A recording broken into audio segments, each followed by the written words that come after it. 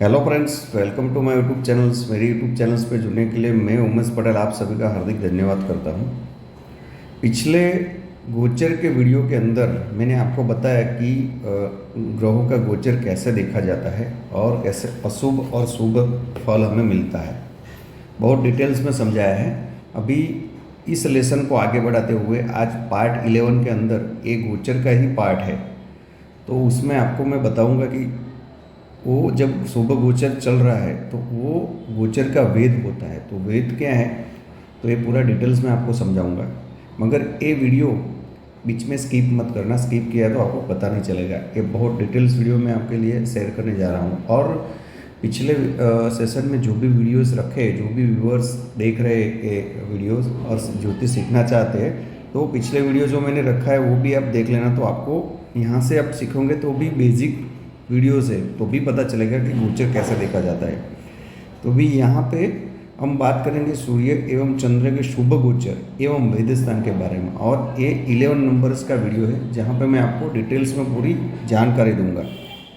तो देखो यहाँ पे मैंने लिखा है 2 कुंडली आप बनाइए आपको समझाने के लिए। और ये सूर्य के गोचर, शुभ गोचर के स्थान और उनके वेद स्थान लिखे हैं। और यहाँ पे मैंने बताया है कि चंद्र के शुभ गोचर के स्थान और उनके वेद स्थान। पिछले वीडियो में हमने यहाँ पे बताया था कि सूर्य के शुभ गोचर के स्थान क्या है और वो कैसे देखे जाते हैं। सभी इस ग्रहों के बारे में मैंने आपको बता दिया है। अभी हम वेद स्थान के बारे में जानेंगे।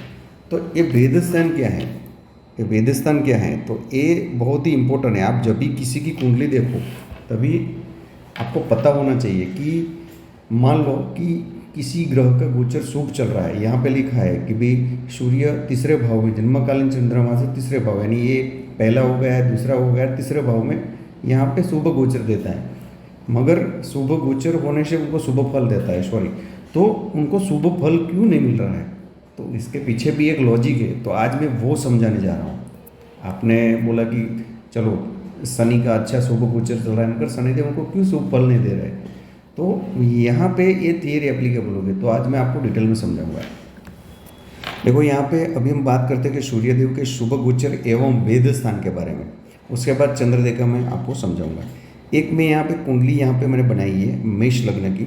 आप किसी भी लग्न की बना सकते हो उसमें सीखने के लिए। और यहाँ पे आप मान लो कि चंद्रदेव जिस राशि में बैठे हैं वही राशि के गिनना है। यहाँ पे मैंने मेष राशि रखा है, यहाँ कुछ भी यहाँ हम देख सकते हैं। तो अभी भी देखो यहाँ पे सूर्यदेव का शुभ गोचर स्थान कौन सा है, तो यहाँ पे मैं बताऊँ। देखो ये सूर्यदेव तीसरे स्थान में, यानी यहाँ पे बैठे, मैं लिख लेता हूँ सूर्यदेव तीसरे स्थान में। फिर 6वें स्थान में यहाँ पे, उसके बाद है 10वें स्थान में यानी यहाँ पे, उसके बाद 11वें स्थान में यानी यहाँ पे जब सूर्यदेव बैठेंगे तो उनका शुभ रिजल्ट यहाँ पे कहलाएगा। अभी इसको जानना है हमें कि ये देखो तीसरे स्थान में यानी ये जन्मकालीन चंद्रमा है, उसके 1, 2 और तीसरे स्थान के अंदर जब सूर्यदेव आएंगे तो शुभ रिजल्ट्स देंगे यहाँ पे। उसके बाद जन्मकालीन चंद्रमा से 6वें स्थान में, यानी आप गिनो 1, 2, 3, 4, 5 और 6वें स्थान के अंदर जब कोई सूर्यदेव ये स्थान के अंदर आएगा तो यहाँ पे शुभ रिजल्ट देंगे। सेम वैसे ही 10वें स्थान और 11वें स्थान में देंगे। अभी यहाँ पे ये हमें जानना है कि उनका वेद कैसे होता है। तो जब सूर्यदेव तीसरे स्थान में, ये देखो यहाँ पे 3 लिखा है मैंने, तीसरे स्थान में गोचर कर रहे हो तो ठीक जन्मकालीन चंद्रमा से 9वें स्थान में कोई ग्रह हो, यानी यहाँ पे ये 9वां स्थान लिखा है, यहाँ पे कोई ग्रह हो तो उनका वेद होगा। तो यहाँ पे एक हम नंबर दे देते हैं, तो ये पहला नंबर देते हो। देखो तो यहाँ पे मैंने 1 नंबर दे दिया आपको समझने के लिए। तो 1 नंबर यहाँ पे रखते हैं। तो यानी देखो तीसरे स्थान में सूर्यदेव है तो ठीक सामने यानी जन्मकालीन चंद्रमा से 9वें नंबर में कोई ग्रह है तो 1 नंबर तो उनका वेद हो जाएगा। वैसे ही 6वें स्थान में जब गोचर कर रहे हो तो जन्मकालीन चंद्रमा से 12वें भाव में कोई ग्रह हो तो यहाँ पे उनका वेद होगा। तो यानी यहाँ पे 2 नंबर हम ले लेते हैं और यहाँ पे भी 2 नंबर ले लेते हैं। उसके बाद है 10वां स्थान। तो 10वें स्थान के अंदर यानी यहाँ पे सूर्यदेव जब गोचर कर रहे हो तो ठीक जन्मकालीन चंद्रमा से 4थे भाव में कोई ग्रह हो तो उनका वेद होगा। तो देखो यहाँ पे 4थे स्थान क्या है, तो 1, 2, 3 और 4।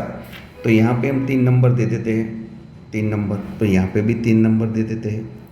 उसके बाद 11वें भाव में अंदर सूर्यदेव गोचर कर रहे हो, तो 5वें भाव के अंदर कोई ग्रह होगा तो उनका वेद होगा, तो ये 11वां भाव है। तो यहाँ जन्मकालीन चंद्रमा से क्या कौन सा होगा, तो 1 2 3 4 और 5। तो यहाँ पे मैं दे देता हूँ चौथा नंबर, और ये भी हो गया चौथा नंबर। तो कैसे, तो देखो एक ये हो गया, 2 ये 3 और 4, तो सूर्यदेव के 4 शुभ गोचर स्थान है, तो हमने लिख दिया है पहला, दूसरा, तीसरा और ये चौथा। तो ठीक वैसे उनके सामने नंबर लिखे, पहले नंबर के सामने पहले नंबर, यहाँ पे कोई ग्रह होगा, यानी जन्मकालीन चंद्रमा से ये 9वें भाव के अंदर, तो उनका वेद होगा। यानी वेद होगा तो क्या होगा, अभी ये शुभ गोचर स्थान है, शुभ गोचर के सामने यहाँ पे 9वें भाव में कोई ग्रह आ गया, तो शुभ गोचर को वो भंग करेगा, शुभ रिजल्ट उनको नहीं मिलेगा। तो वैसे होगा, तो हमने किसी का कुंडली देखा, हमें गोचर का उनको फलादेश करना है, तो क्या होगा, आपको पता ही नहीं होगा तो आप कैसे फलादेश करेंगे। उसके बाद क्या होता है, सामने वाले को तो कुछ पता इतना होता नहीं है ज्योतिष शास्त्र में, मगर हम फिर कुछ ना कुछ जवाब दे देते हैं और वो मान के चला जाता है। तो सही जब ज्योतिष सीखना है हमें, और सही हमारे सामने कोई भी कस्टमर बैठा है, कोई व्यूअर्स बैठा है, उनको समझाना है आपको, तो एक गोचर के पूरे नियम आप जब तक नहीं जानोगे तब तक आपको पता नहीं चलेगा। तो एक गोचर का बहुत इंपॉर्टेंट पार्ट्स है। तो यहाँ पे देखो 9वां भाव में कोई ग्रह है, तो उसके शुभ फल को वो दृष्ट करेगा, वो उसको कम कर देगा, शुभ फल उनको नहीं मिलेगा। तो वैसे ही छठवां भाव यानी 2 नंबर, तो 2 नंबर यहाँ पे उनको वैसे ही कंडीशन होगा। तो ये इसको वेद स्थान बोलते हैं, यानी शुभ फलों का वेद करते हैं, तो उनको शुभ फल की प्राप्ति नहीं होगी। तो यहाँ पे ऐसे यहाँ पे देखा जाता है। मित्रों मैं आपको एक यहाँ पे एक बता दूँ कि सूर्यदेव जो है उनका शनि वेद नहीं करता, सूर्य का शनि वेद नहीं करता। और बुध और चंद्रमा के अंदर वो आगे हम जानेंगे, फिर भी यहाँ पे बता देता हूँ कि चंद्रमा का टॉपिक आएगा। चंद्रदेव का जब गोचर होता है तो उनका बुधदेव वेद नहीं होता, बुधदेव से क्यों नहीं होता, यहाँ पे चंद्र लिख लेता हूँ, ये भी आप नोट कर लेना, ये जरूरी है आपको सीखने का। बुधदेव, क्योंकि ये भी पिता पुत्र है और ये भी पिता पुत्र है, तो पिता और पुत्र एक दूसरे का भेद नहीं करते।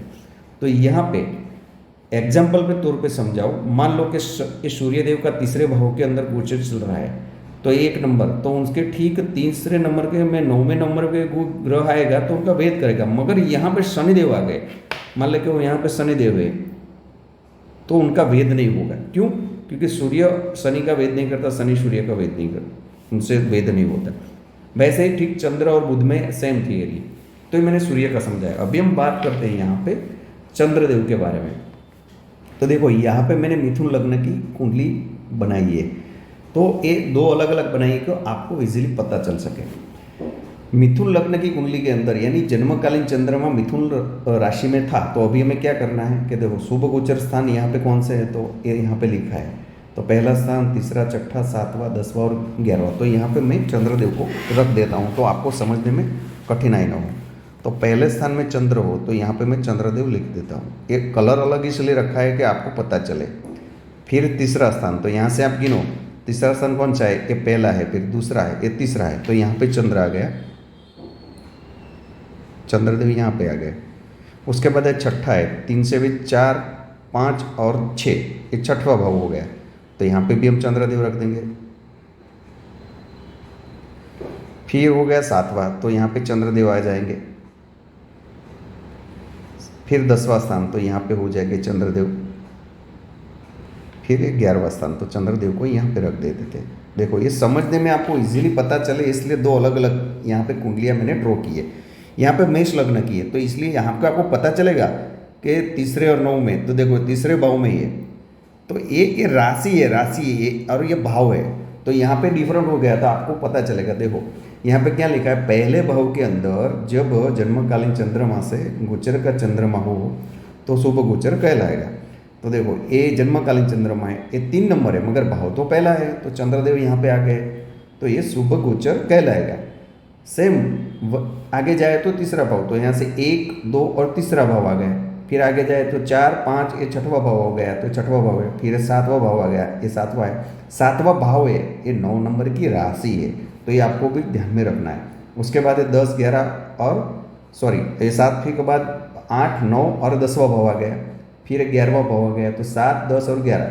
तो ये शुभ गोचर के स्थान है। अभी हमें देखने हैं कि पहले घर के अंदर जब चंद्रमा शुभ गोचर हो रहा है तो 5वें भाव में कोई ग्रह होगा बुध के सिवा। यहाँ पे मैंने बताया चंद्र और बुध एक दोनों का भेद नहीं करते, ये पिता पुत्र है। तो 5वां स्थान कौन सा है, तो यहाँ से आप गिनो 1 2 3 4 है, 5वां है। तो यहाँ पे कोई ग्रह है तो उनका भेद होगा, तो इसको हम 1 नंबर दे देते हैं, तो आपको समझने में कठिनाई ना हो। 1 नंबर दे दिया, तो यहाँ पे भी 1 नंबर आ गया। देखो यहाँ पे कोई ग्रह है तो उसका भेद हो जाएगा। ठीक वैसे ही तीसरे स्थान में गोचर हो और 9वें भाव में, तो 1 2 और 3, तो ये तीसरा भाव है, तो यहाँ पे मैं 2 नंबर दे देता हूँ। और जन्मकालीन चंद्रमा से 9वां नंबर, तो यहाँ पे 9वां कौन सा है, तो देखो 1 2 3 4 5 6 7 8 और 9, तो यहाँ पे भी 2 नंबर दे देता हूँ। तो यहाँ पे भी बुध देव के सिवा कोई भी ग्रह है तो उनका भेद हो जाएगा। उसके बाद 6वें भाव के अंदर, यानी 6वें भाव ये 6वां भाव है, तो इसको 3 नंबर दे देते हैं क्योंकि तीसरा शुभ गोचर है। और जन्मकालीन चंद्रमा से 12वें भाव, तो एक जन्मकालीन चंद्रमा से 12वां भाव, तो यहाँ पे भी 3 नंबर में दे देता हूँ। यहाँ पे कोई ग्रह आएगा तो चंद्रदेव के इस 6वें भाव के अंदर शुभ गोचर का भेद करेगा। उसके बाद 7वें भाव के अंदर, तो ये 7वां भाव है, तो उसको हम 4 नंबर दे देते हैं यहाँ पे। तो दूसरे भाव में, यानी ये पहला भाव है और दूसरा, तो यहाँ पे भी 4 नंबर दे देता हूँ। तो यहाँ पे कोई ग्रह आएगा तो उनका शुभ गोचर का भेद होगा। उसके बाद 10वां भाव है तो चौथे भाव में, तो 10वां भाव ये हो गया है, तो यहाँ पे मैं 5 नंबर दे देता हूँ, आपको समझने में कठिनाई ना पड़े। तो उसके बाद चौथे भाव, तो चौथे भाव आप गिनेंगे जैसे 1 2 3 और 4, तो यहाँ पे भी मैं 5 नंबर लिख देता हूँ, 5 नंबर। उसके बाद एक 11वां भाव, तो 11वां भाव में ये देखो ये हो गया 1 2 3 4 5 और 6, तो 11वां भाव, तो यानी 6 नंबर आएगा, ये 6वां शुभ गोचर है। तो 8वें भाव में कोई ग्रह होगा तो उसका भेद होगा, तो यानी यहाँ से आप गिनोगे तो ये 7वां हुआ और 8वां, तो यहाँ पे मैं 6 नंबर लिख देता हूँ। तो कैसे हुआ, देखो पहले भाव के अंदर जब चंद्रमा शुभ गोचर कर रहे हैं तो पहले भाव, तो 5वें स्थान में, नहीं यहाँ पे देखो ये भी 1 नंबर लिख दिया, ये भी 1 नंबर लिख दिया, तो उनका भेद होगा। वैसे ही जन्मकालीन चंद्रमा से चंद्रमा का तीसरे भाव में शुभ गोचर होगा, तो ये तीसरा भाव है, तो 1 2 और 3, तो यहाँ से 9वें भाव में, तो आप गिनोगे 7 हो गया, 8 और 9, तो यहाँ पे 2 आएगा, यहाँ पे 2 आ गए, तो ऐसे ही उसका भेद होगा, यानी शुभ गोचर का भेद होगा, उनको शुभ फल की प्राप्ति नहीं होगी। तो वह ऐसे शुभ गोचर का भेद देखा जाता है। तो मित्रों में बहुत इंपॉर्टेंट पार्ट्स है, और ये भी आपको ध्यान रखना है कि सूर्य और शनि एक दूसरे का भेद नहीं करते, ये पिता पुत्र है। वैसे ही कंडीशन में चंद्र और बुध एक दूसरे का भेद नहीं करते, वो भी पिता पुत्र है। तो जब ये सब रूल्स आप जानेंगे तभी आप ज्योतिष सीख सकेंगे और सामने वाले को अच्छी तरह से उनके गोचर के फल, शुभ फल कब मिलेगा कब नहीं मिलेगा वो बता सकेंगे। फिर वैसे ही आपने बता दिया, और वो क्या होगा फिर ज्योतिष शास्त्र में सभी को वो विश्वास चला जाता है, क्योंकि ये पूरा नियम जब तक नहीं जानेंगे तब तक आपको पता नहीं चलेगा। तो आगे हम जानेंगे सूर्य और चंद्र का जाना, उसके बाद जो भी ग्रह है आगे मैं आपको बताऊंगा। तो आज पार्ट 11 के अंदर मैंने आपको बताया सूर्य और चंद्र का जो शुभ गोचर है उसमें उनका शुभ गोचर का वेद कैसे होता है और उनका वेद स्थान कौन सा है। तो ये वीडियो आपको मैंने बहुत डिटेल में समझाया, तो मैं आशा रखता हूँ कि आपको वीडियो आपको अच्छा लगा होगा। दूसरा, कोई भी व्यूअर्स अपना जन्म कुंडली का एनालिसिस, आप कुंडली मिलान, मैच मेकिंग भी करवाना चाहता है तो मेरा नंबर यहाँ पे दिया हुआ है, तो मेरा कांटेक्ट कर सकते हैं। तो आशा रखता हूँ ये वीडियो मैंने आपको बताया आपको अच्छा लगा हो तो ये वीडियो को लाइक करना और चैनल को सब्सक्राइब करना। आभार मित्रों।